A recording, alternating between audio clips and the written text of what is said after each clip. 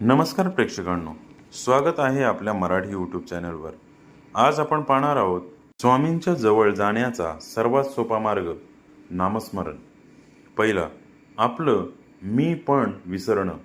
नामाच्या जपाने मनातली माझं माझं ही भावना कमी होते आणि आपोआप आपण स्वामींच्या चरणी नतमस्तक होतो।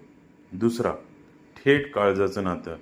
स्वामींशी सरळ मनापासून आणि थेट जोडलं जाण्याचा, त्यांच्याशी बोलण्याचा हा सर्वात जवळचा आणि सोपा रस्ता आहे।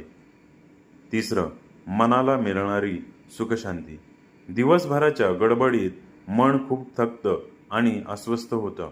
नामस्मरणाने मनाला एक वेगळी शांतता आणि सुख मिळतं। चौथं, एक अभेद्य सुरक्षा कवच। हे फक्त नाव नाही, एक कवच आहे। आयुष्यात येणाऱ्या संकटांना सामोरे जाण्याची ताकद आणि स्वामींचे आशीर्वाद यातून मिळतात। पाचवं, भक्ती अधिक घट्ट करणं। जितकं जास्त नामस्मरण कराल, तितकी स्वामीप्रती असलेली आपली भक्ती आणि श्रद्धा अधिक घट्ट आणि अचळ होत जाईल। अशाच नवनवीन माहितीसाठी आपल्या चॅनलला लाईक, सबस्क्राईब, शेअर आणि कमेंट्स करायला नक्की विसरू नका। धन्यवाद।